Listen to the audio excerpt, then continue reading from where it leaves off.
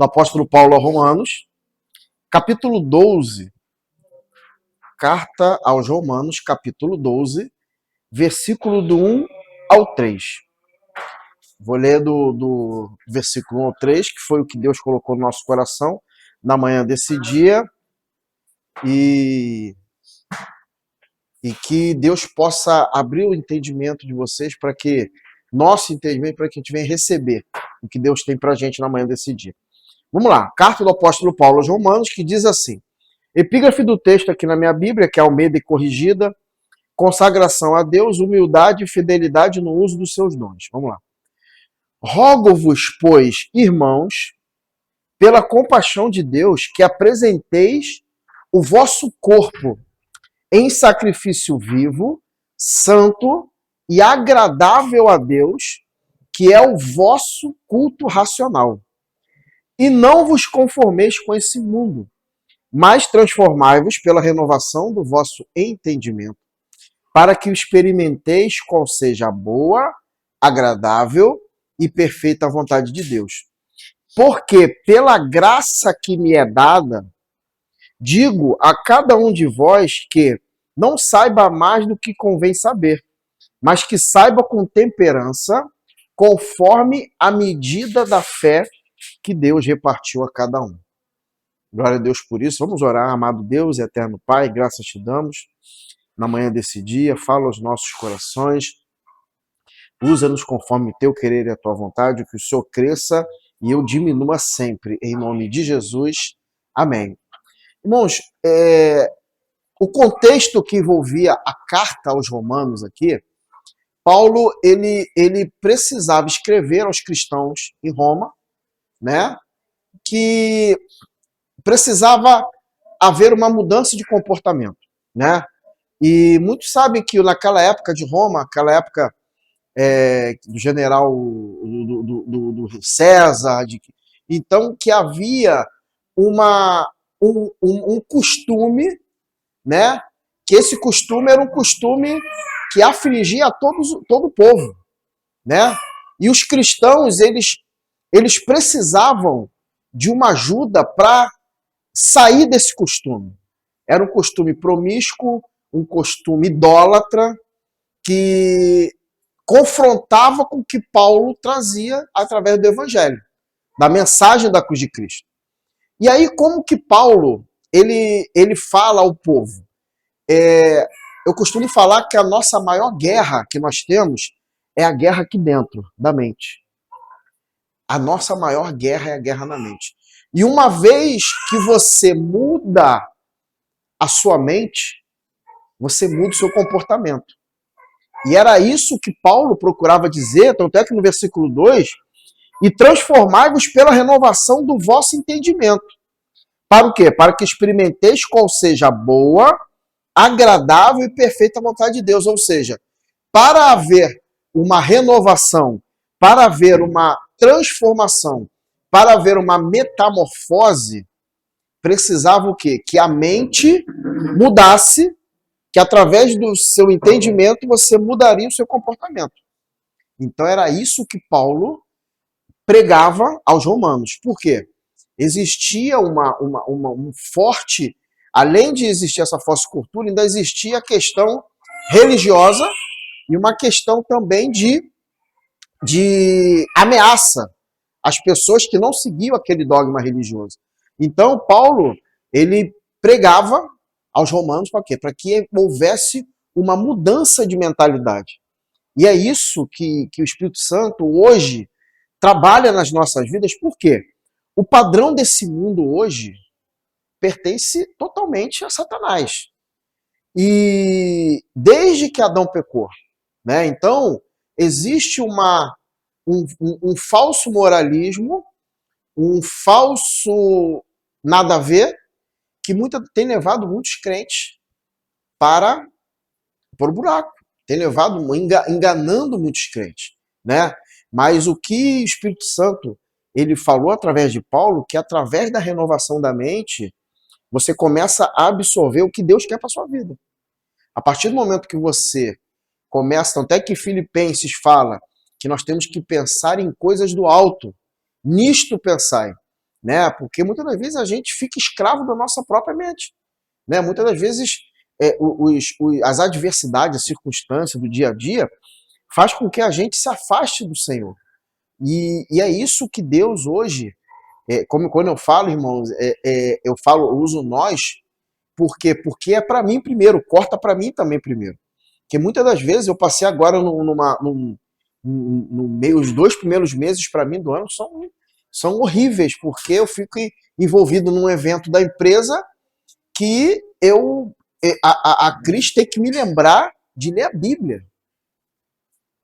Entendeu? Então, assim, que eu falo, corta aqui primeiro para cortar aí. Por quê? Porque as distrações, as circunstâncias, elas nos distraem tanto que a nossa principal motivação, que é o reino, a gente acaba perdendo essa motivação.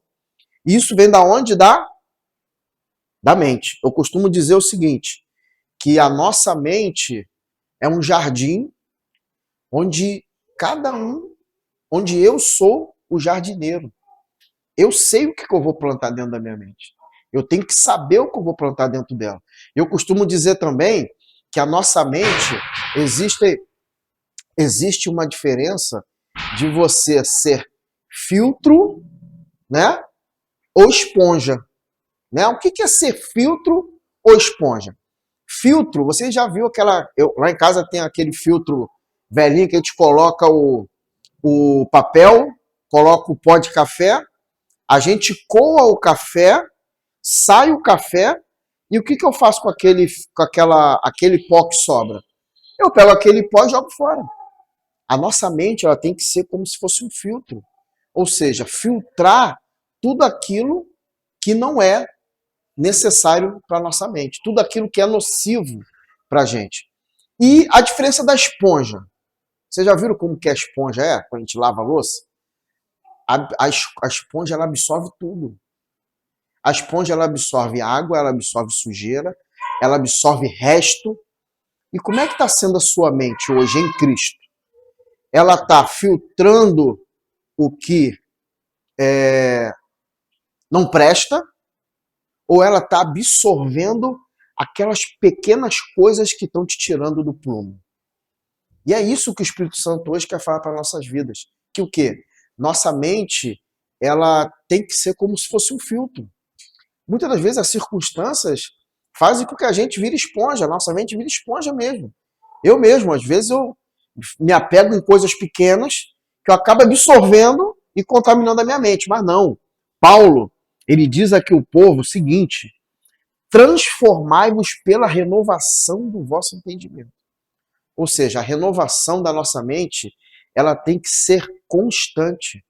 E nós, que somos seguidores de Cristo, nós temos que exercitar isso. Como que a gente exercita isso? Essa renovação diária da nossa mente, né? A gente vai falar um pouco mais à frente aqui. Por quê? Porque, irmãos, a gente tem uma batalha muito grande dentro da gente. É a nossa carne contra o espírito. A carne e o espírito, eles se degradiam diariamente, por minuto, por segundos. Mas o que? Paulo disse que o quê? Que nós temos o quê? Que alimentar o nosso espírito e deixar a carne no seu devido lugar. E como que a gente faz alimentando o nosso espírito? Através da nossa mente. Então, a mente, ela se renova quando nós temos a intenção de se alimentar com a verdade. Né? O que é a verdade? A palavra de Deus. Né? Então, essa prática diária da nossa mente, a nossa mente tem que estar se renovando. Eu costumo também dizer o seguinte, que a gente não pode impedir que o passarinho sobrevoe sobre nossa cabeça. A gente não pode impedir que o passarinho voe na nossa cabeça, não pode. Mas a gente pode impedir que ele faça um ninho. Né? Então, a partir do momento que você deixa as coisas ruins tomarem a sua mente, as coisas que não são de Deus, que tiram o teu foco, que tiram a tua motivação para o reino, alguma coisa está errada. Né? Então, assim, tanto é que Paulo fala lá quando ele vai ministrar a ceia, né, em Coríntios, examine-se, pois, o homem, quando fala homem é o ser humano, examine-se, pois, o homem a si mesmo. Ou seja, essa autoleitura da nossa mente, da gente ficar se renovando em Cristo, ela é diária, ela é constante, é um exercício diário, né? Eu muitas vezes falo que outra coisa, assim, eu falo muito que o nosso devocional com Cristo, o nosso momento com Cristo, não precisa ser num quarto separado, não precisa. Eu já falei que eu faço muito devocional com Cristo no ônibus. Eu faço meu devocional no ônibus. Quando eu estou no ônibus, né, eu sinto a vontade de fazer um devocional, eu faço. Leio a palavra, escuto o louvor, entendeu? Então, assim, Deus, ele precisa que a nossa mente esteja exercitando sempre a motivação para o reino, né? Por quê? Porque a partir do momento que a nossa mente ela é transformada na renovação desse entendimento, a gente experimenta. Olha só, olha a palavra diz mesmo, ó, para que experimenteis qual seja a boa, agradável e perfeita vontade de Deus. Então, a gente só consegue experimentar as coisas boas, perfeitas e agradáveis através da renovação do nosso entendimento, né? E como é que a gente, dentre várias ações, eu vou citar 3 aqui, para a gente cumprir essa renovação nas nossas vidas. A gente tem que ser renovado a cada dia. Primeiro passo, arrependimento, né? Muitas das vezes a gente para pensar que nós não precisamos nos arrepender a cada dia. E é uma prática diária o arrependimento. Até que Jesus fala, lá a primeira pregação de Jesus, lá em Marcos, vamos abrir lá em Marcos, capítulo 1, no 14 ao 15, só para a gente fundamentar aqui na palavra. Marcos, capítulo 1, 14 e 15. Marcos, capítulo 1, 14 e 15. E depois que João foi entregue à prisão, veio Jesus para a Galiléia, pregando o evangelho do reino de Deus e dizendo: o tempo está cumprindo e o reino de Deus está próximo. Arrependei-vos e crede no evangelho. Ou seja, para a gente não se conformar com esse mundo, como diz aqui em Romanos, a gente tem que exercitar essa questão de arrependimento. E o arrependimento, existe uma diferença entre arrependimento e remorso, né? Não sei se eu já citei aqui já. Remorso é quando você se arrepende com a consequência do pecado. Vou dar um exemplo aqui. O cara encheu a cara, né, bebeu e no outro dia teve uma ressaca monstra. E aí você está arrependido pela ressaca. Ou seja, a consequência do pecado. Ou seja, você está arrependido pela ressaca. Mas aí a ressaca passa, você volta a beber de novo. Ou seja, você não realmente se arrependeu. O remorso é isso. Agora, quando existe o arrependimento, é o arrependimento da prática. E como que a gente consegue isso? Através de confessar ao Senhor, porque eu fiz um curso lá lá na Atos, que o cara falou uma coisa muito interessante. Muitas das vezes, essa questão de arrependimento, a gente abordou muito a questão de arrependimento. Ele falou que o lixeiro, ele só vem pegar o lixo que você coloca para ele pegar. O lixeiro só coloca o que você coloca para ele levar. E tem muito lixo que a gente guarda dentro da gente, que a gente não dá para o lixeiro levar. Né? Então, assim, é a mesma coisa do arrependimento. O arrependimento, a gente tem que fazer uma autoleitura e confessar ao Senhor todos os dias. Porque essa prática de arrependimento, da gente confessar ao Senhor nossos pecados, que faz com que a gente desenvolva essa natureza cristã dentro da gente. Né? Aqui, em 1 João capítulo 1, versículo 8 e 10, vamos abrir lá, 1 João, antes de Apocalipse, 1 João 1 8 e 10. E diz assim, ó, 1 João capítulo 1, 8 e 10. Se dissermos que não temos pecado, enganamo-nos a nós mesmos, e não há verdade em nós. Mas, olha só, se confessarmos os nossos pecados, olha só, ele, Cristo, é fiel e justo para nos perdoar os pecados e nos purificar de toda o quê? Injustiça. Se dissermos que não pecamos, fazemos-lo mentiroso e a sua palavra não está em nós. Ou seja, a prática do arrependimento, para você alcançar essa renovação que o apóstolo Paulo fala aqui em Romanos, renovação de entendimento, ela primeiro começa com arrependimento. Então, deve haver uma prática de confessar os pecados para o quê? Para que você veja, para que nós vejamos que nós somos dependentes do Senhor, né? Ou seja, a gente deve saber que o pecado faz com que a nossa mente esteja fora da mentalidade de Cristo, né? Não sei se eu estou sendo bem, fica fora. A gente tem que entender que o pecado nos afasta do Senhor. E a gente tem que pedir ao Senhor o discernimento espiritual para que a gente possa entender o que está nos afastando dele. Né? Quando a gente não tem essa renovação da nossa mente, tem que. Por isso que muitas das vezes eu até falo para a Cris que quando a gente for orar, a gente tem que ser muito específico naquela dificuldade. Tem que apresentar ao Senhor bem específico. Senhor, ó, eu estou errando nisso. Me ajuda nisso, Senhor. Senhor, eu estou errando numa questão, aquilo ali, me ajuda, Senhor. Por quê? Porque você vai exercitando essa tua mente, a sua renovação. Precisa ser objetivo. A gente precisa ser objetivo na oração, apresentar ao Senhor o que é a nossa dificuldade. A gente tem que apresentar ao Senhor. E Deus, ele vai guiar os nossos olhos para quê? A partir do momento que você apresenta ao Senhor, olha, Deus é muito bom, Deus é maravilhoso. A partir do momento que você fala para o Senhor, Senhor, eu estou precisando disso, Deus ele vai te mostrar a solução.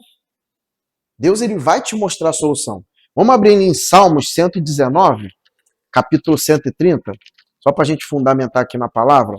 Salmos 119, versículo 130. Esse aí é o maior. Salmo 119, versículo 130, que diz assim, ó, a exposição das tuas palavras dá luz e dá entendimento aos simples. Ou seja, Deus vai te guiar.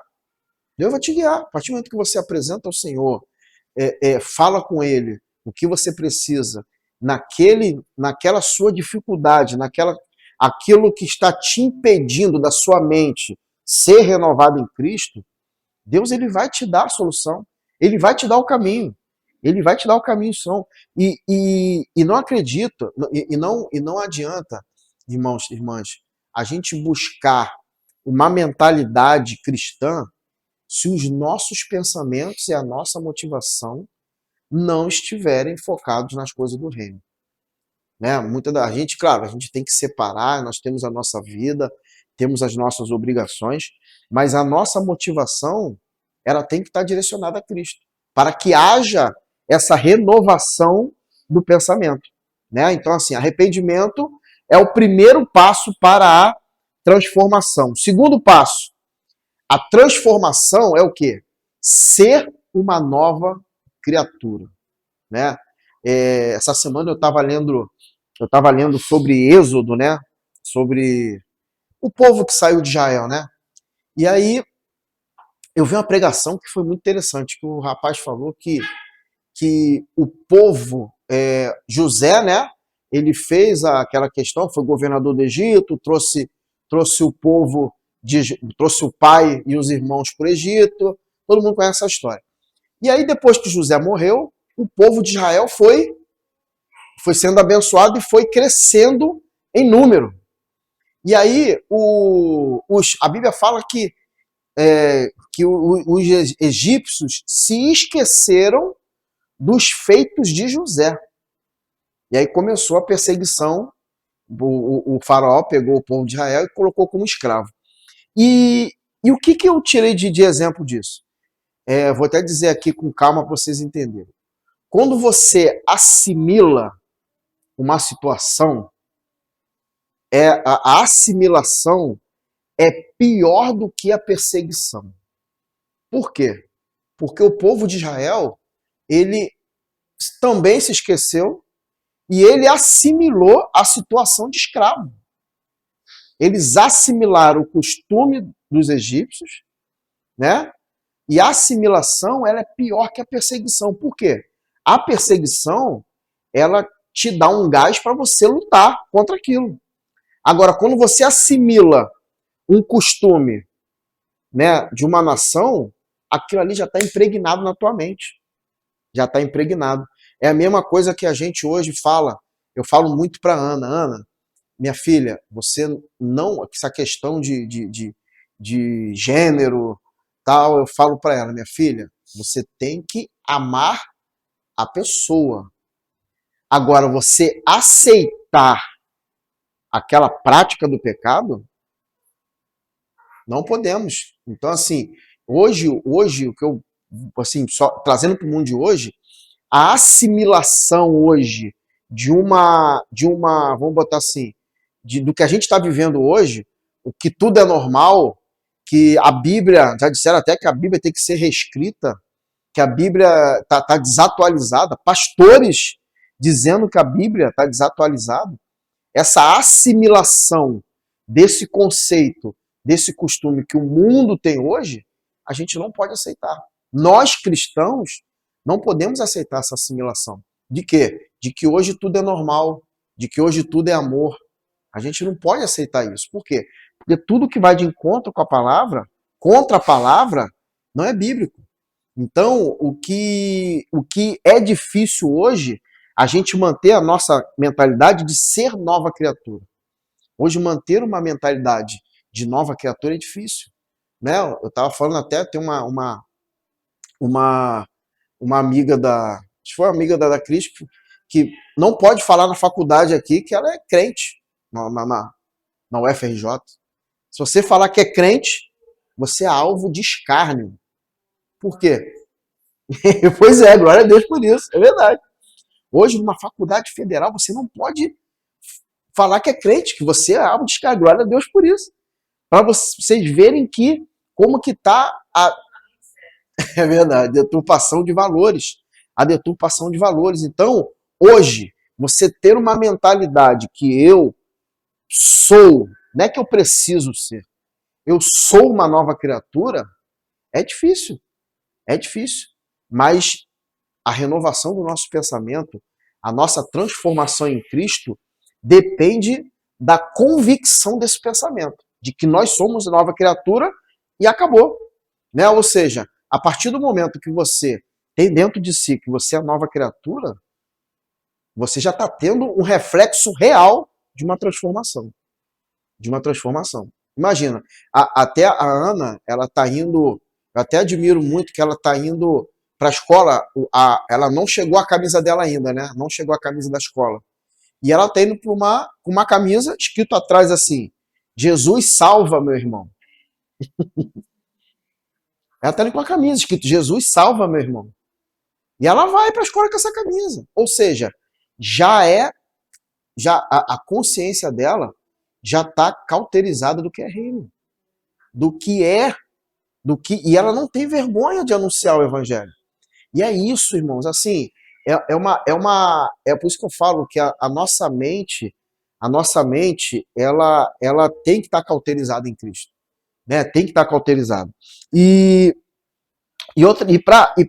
assim, regenerados, temos que ser regenerados. A regeneração, ela faz parte do processo diário do cristão. Ou seja, temos que ser regenerados a todo dia. Eu preguei aqui um tempo atrás, questão de zona de conforto, é a mesma coisa da nossa mente. Na nossa mente, nós não podemos ter essa questão de zona de conforto. Por quê? Porque fomos chamados para pregar o evangelho, fomos chamados para falar sobre a verdade, exercitar a nossa prática cristã. Então, temos que ser nova criatura. E para terminar aqui, o terceiro tópico, o primeiro, arrependimento. Segundo, consciência de nova criatura. E terceiro, seja transformado, uma vez transformado, né? Arrependimento, nova criatura, gerou transformação. Uma vez você sendo transformado, não volte atrás. Não volte atrás, né? É claro que a transformação, ela não vai ocorrer de uma hora para outra, né? Como eu falei aqui, é um processo progressivo. Ela não vai.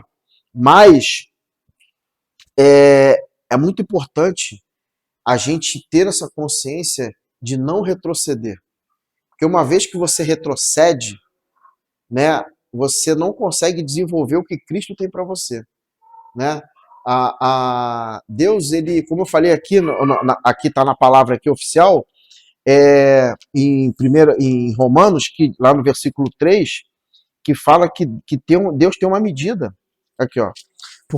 O versículo 3, porque a graça que me é dada, digo que cada um dentre vós não saiba mais do que convém saber, mas que saiba com temperança, conforme o quê? A medida da fé que Deus repartiu para cada um. Cada um tem uma medida. Cada um tem uma medida, né? E através dessa medida, Deus ele vai te forjando, vai forjando o teu caráter. Então, irmãos e irmãs, o que a gente tem de aprendizado para o dia de hoje é o quê? Esteja em processo contínuo de aprendizado com ele. Porque a nossa mente ela tem que, o que eu falei no início, as maiores batalhas que nós temos aqui é a batalha que nós temos na nossa mente. Então, nós temos o quê? Que vencer a nossa mente através do quê? Da palavra. Nós temos que vencer a nossa mente através da palavra. Né? Uma vez, eu estava conversando com o Jefferson essa questão, o Jefferson falou, questão de carnaval, né? Que eu estava falando carnaval. O Jefferson falou, Márcio, tua mente não foca nessas questões de carnaval, não. Assim, a tua mente está focada em Cristo. Então, assim, graças a Deus que lá no trabalho eu só saí para ir na avenida umas três vezes só. Entendeu? Fiquei dentro da base mesmo lá e resolvendo os problemas. Mas por quê? Porque a nossa mente tem que estar cauterizada em Cristo. Para terminar aqui, irmãos, para a gente... a transformação, ela é condicional. Ela é condicional. No versículo 1 diz aqui, ó, que apresenteis o vosso corpo em sacrifício vivo, santo e agradável a Deus, que é o vosso quê? Culto racional. Esse culto racional, irmãos, não é para a gente ter somente aqui em comunhão, aqui na igreja. Esse culto racional, irmãos e irmãs, é a mesma coisa de intimidade. Culto racional é intimidade, né? Como eu falei, muitas das vezes eu faço meu devocional no ônibus, mas não é por causa disso que eu vou deixar de ter intimidade com Deus. Porque assim, para que você tenha essa renovação de pensamento, é preciso ter intimidade. É preciso ter relacionamento, né? Adorar a Deus em todos os sentidos da nossa vida. Todos os sentidos. Enquanto, irmãos, eu falo para vocês aqui, não sou eu, é a Bíblia.